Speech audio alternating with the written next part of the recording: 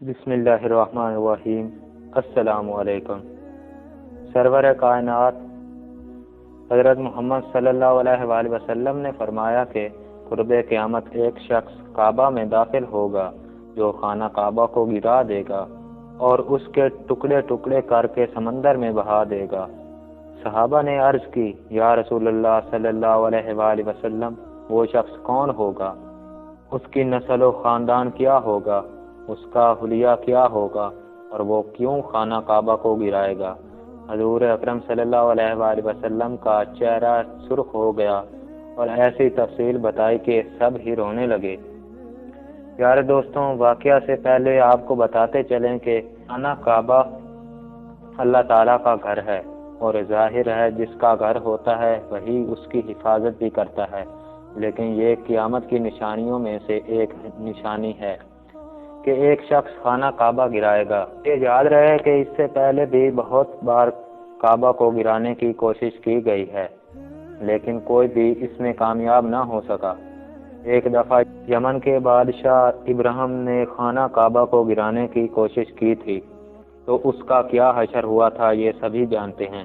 حضرت محمد صلی اللہ علیہ وآلہ وسلم کی پیدائش کے 25 دن بعد یمن کا بادشاہ ابراہیم ہاتھیوں کی فوج لے کر کعبہ ڈھانے کے لیے مکہ پر حملہ آور ہوا۔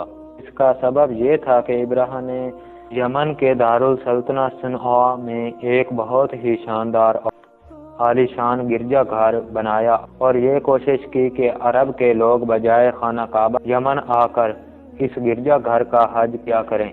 جب مکہ والوں کو یہ معلوم ہوا تو قبیلہ کنانہ کا ایک شخص غیظ و غضب میں جل بھن کر یمن گیا اور وہاں کے گرجا گھر میں پاخانہ کر کے اس کو نجاست سے لت پت کر دیا۔ جب ابراہیم نے یہ واقعہ سنا تو وہ طیش میں آ کے آپے سے باہر ہوا اور خانہ کعبہ کو ڈھانے کے لیے ہاتھیوں کی فوج لے کر مکہ پر حملہ کر دیا۔ اس کی فوج کے اگلے دستہ نے مکہ والوں کے تمام اونٹوں اور دوسرے مویشیوں کو چھین لیا۔ اس میں 200 یا 400 اونٹ حضرت عبد المطلب کے بھی تھے۔ حضرت عبد المطلب کو اس واقعہ سے بڑا رنج پہنچا، چنانچہ آپ اس معاملہ میں گفتگو کرنے کے لیے اس کے لشکر میں تشریف لے گئے۔ جب ابراہیم کو معلوم ہوا کہ قریش کا سردار اس سے ملاقات کرنے کے لیے آیا ہے تو اس نے آپ کو اپنے خیمہ میں بلایا، اور جب حضرت عبد المطلب کو دیکھا کہ ایک بلند قامت، روبدار اور نہایت حسین و جمیل آدمی ہیں جن کی پیشانی پر نور بنوت کا جاہ و جلال چمک رہا ہے، تو صورت دیکھتے ہی ابراہیم مرعوب ہو گیا اور بے اختیار تخت شاہی سے اتر کر آپ کی تعظیم و تکریم کے لیے کھڑا ہو گیا اور اپنے برابر بٹھا کر دریافت کیا کہ یہ سردار قریش، یہاں آپ کی تشریف آوری کا کیا مقصد ہے؟ حضرت عبد المطلب نے جواب دیا کہ ہمارے اونٹ اور بکریاں وغیرہ جو آپ کے لشکر کے سپاہی ہانک لائے ہیں، ان سب مویشیوں کو ہمارے سپرد کر دیجیے۔ یہ سن کر ابراہیم نے کہا کہ اے سردار مکہ، میں تو یہ سمجھا تھا کہ آپ بہت ہی حوصلہ مند اور شاندار آدمی ہیں، مگر آپ نے مجھ سے اپنے اونٹوں کا سوال کر کے میری نظروں میں اپنا وقار کم کر دیا۔ اونٹ اور بکری کی حقیقت ہی کیا ہے؟ میں تو آپ کے کعبہ کو توڑ پھوڑ کر برباد کرنے کے لیے آیا ہوں، لیکن آپ نے اس کے بارے میں کوئی گفتگو نہیں کی۔ حضرت عبد المطلب نے کہا کہ مجھے تو اپنے اونٹوں سے مطلب ہے، کعبہ میرا گھر نہیں ہے بلکہ وہ خدا کا گھر ہے، وہ خود اپنے گھر کو بچا لے گا، مجھے کعبہ کی ذرا بھی فکر نہیں ہے۔ یہ سن کر ابراہیم نے اپنے فرعونی لہجہ میں کہنے لگا کہ اے سردار مکہ، سن لیجئے، میں کعبے کو ڈھا کے اس کی اینٹ سے اینٹ بجا دوں گا اور روئے زمین سے اس کا نام و نشان مٹا دوں گا، کیونکہ مکہ والوں نے میرے گرجا کی بڑی بے حرمتی کی ہے، اس لیے میں اس کا انتقام لینے کے لیے کعبہ کو مسمار کر دینا ضروری سمجھتا ہوں۔ اس کی بات سن کر حضرت عبد المطلب نے کہا کہ یہ آپ اور خدا کا معاملہ ہے، آپ جانیں اور خدا جانے، میں آپ سے سفارش کرنے والا کون ہوں؟ اس بات کے بعد ابراہیم نے تمام جانوروں کو واپس کر دینے کا حکم دے دیا اور عبد المطلب تمام اونٹوں اور بکریوں کو ساتھ لے کر اپنے گھر چلے آئے اور مکہ والوں سے فرمایا کہ تم اپنے اپنے مال مویشیوں کو لے کر مکہ سے باہر نکل جاؤ اور پہاڑوں کی چوٹیوں پر چڑھ کر گھروں میں چھپ کر پناہ لو۔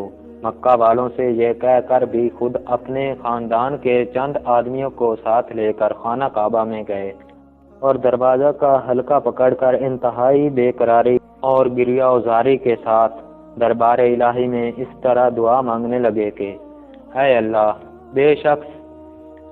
بے شک ہر شخص اپنے اپنے گھر کی حفاظت کرتا ہے، لہذا تو بھی اپنے گھر کی حفاظت فرما اور سلیب والوں اور سلیب کے بیچاریوں کے مقابلہ میں اپنے اطاعت شعاروں کی مدد فرما۔ حضرت عبد المطلب نے یہ دعا مانگی اور اپنے خاندان والوں کو ساتھ لے کر پہاڑ کی چوٹی پر چڑھ گئے اور خدا کی قدرت کا جلوہ دیکھنے لگے۔ ابراہ جب صبح کو کعبہ ڈھانے کے لیے اپنے لشکر، جرار اور ہاتھیوں کی قطار کے ساتھ آگے بڑھا اور مقام مغمس میں پہنچا تو خود اس کا ہاتھی، جس کا نام محمود تھا، ایک دم بیٹھ گیا، چاند مارا اور بار للکارا مگر ہاتھی نہیں اٹھا۔ اسی حال میں قہر الہی ابابیلوں کی شکل میں نمودار ہوا اور ننھے ننھے پرندے جھنڈ کے جھنڈ، جن کی چونچ اور پنجوں میں تین تین کنکریاں تھیں، سمندر کی جانب سے حرم کعبہ کی طرف آنے لگے۔ ابابیلوں کے ان لشکروں نے ابراہ کی فوجوں پر اس زور و شور سے سنگ باری شروع کر دی کہ آن کی آن ابراہ کے لشکر اور اس کے ہاتھیوں کے پر کچھے اڑ گئے۔ ابابیلوں کی سنگ باری خداوند قہار و جبار کے قہر و غضب کی ایسی مار تھی کہ جب کوئی کنکری کسی فیل سوار کے سر پر پڑتی تھی تو وہ اس آدمی کے بدن کو چھیدتی ہوئی ہاتھی کے بدن سے پار ہو جاتی تھی۔ ابراہ کی فوج کا ایک آدمی بھی زندہ نہیں بچا اور سب کے سب ابرہی اور اس کے ہاتھیوں سمیت اس طرح ہلاک و برباد ہو گئے کہ ان کے جسموں کی بوٹیاں ٹکڑے ٹکڑے ہو کر تباہ و برباد ہو گئے تھے۔ بے شک بہت دفعہ کعبہ کو تباہ کرنے کی کوشش کی گئی لیکن کوئی کامیاب نہ ہوا، لیکن قیامت کی نشانیوں میں حضور اکرم صلی اللہ علیہ وآلہ وسلم نے ایک نشانی یہ بتائی ہے، ایک شخص خانہ کعبہ کو گرانے میں کامیاب ہو جائے گا، نہ صرف کامیاب ہو جائے گا بلکہ کعبہ کے ٹکڑے ٹکڑے کر کے سمندر میں پھینک دے گا، جس کے بارے میں نبی اکرم صلی اللہ علیہ وآلہ وسلم نے ارشاد فرمایا، اللہ تعالیٰ اپنے نبی کو ہر چیز کا علم فرما دیا ہے۔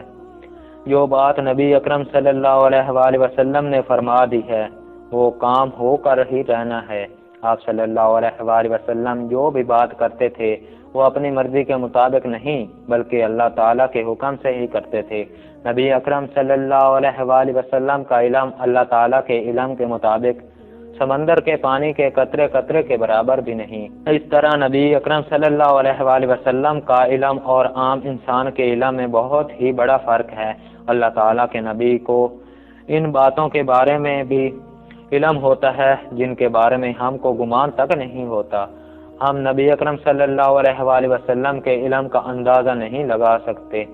اللہ تعالیٰ کی ذات بابرکت ذات ہے، اس کے علم کے بارے معلوم کرنا تو کسی کے بس کی بات نہیں۔ محدثین اکثر علماء کرام کا کہنا ہے کہ جب قیامت قریب آنے والی ہوگی تو خانہ کعبہ کو گرائے جانے کا قصہ پیش آئے گا۔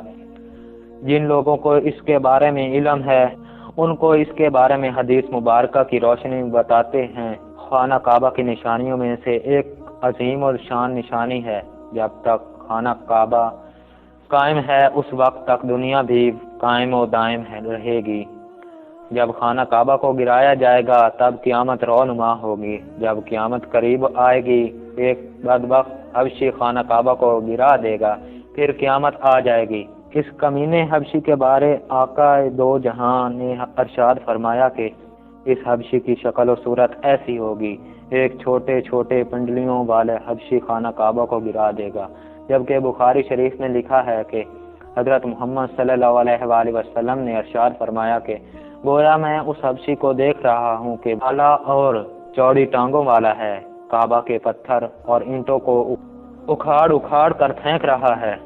بخاری شریف میں ہے، قرب قیامت کے وقت حضرت عیسیٰ علیہ السلام کے پردہ کرنے کے بعد جب لوگوں کے سینوں سے قرآن پاک اللہ تعالیٰ اٹھا لے گا تو اس کے بعد وہ بدبخت حبشی خانہ کعبہ کو گرائے گا۔ اس حدیث میں افوج کا لفظ ہے، اور افوج وہ ہے جو اکڑتا ہوا چلے یا چلنے میں اس کے دونوں پنجے تو نزدیک رہیں اور دونوں ایڑیوں میں فاصلہ رہے۔ وہ حبشی مرد جو قیامت کے قریب کعبہ ڈھائے گا وہ اسی شکل کا ہوگا۔ دوسری روایت میں ہے اس کی آنکھیں نیلی، ناک پھیلی ہوئی ہوگی، پیٹ بڑا ہوا ہوگا، اس کے ساتھ اور لوگ ہوں گے۔ وہ کعبہ کا ایک ایک پتھر اکھاڑ ڈالیں گے اور سمندر میں لے جا کر پھینک دیں گے۔ یہ قیامت کے بالکل نزدیک ہوگا۔ یہاں یہ بات بھی ذہن نشین کر لیں کہ ان قیامت کی نشانیوں سے متعلق روایات میں چند ایک معاملات و شخصیات کو چھوڑ کر ان کا وقوع ہونے کا وقت، حالات، شخصیات و اقوام، عامل کا معاملہ کافی مبہم ہے اور واضح نہیں ہے۔ اس پر کوئی حتمی رائے دی جا سکے کہ کب کون کیسے خرچ کرے گا وغیرہ۔ اگر آپ روزانہ واقعات سننا چاہتے ہیں تو ہماری اس ویڈیو کو لائک کر دیں اور ہمارے چینل کو سبسکرائب کر دیں اور ساتھ میں دیے گئے گھنٹی کے نشان کو آل پر پریس کر لیں تاکہ ہمارے ہر آنے والی ویڈیو کی نوٹیفیکیشن سب سے پہلے آپ تک پہنچ سکے۔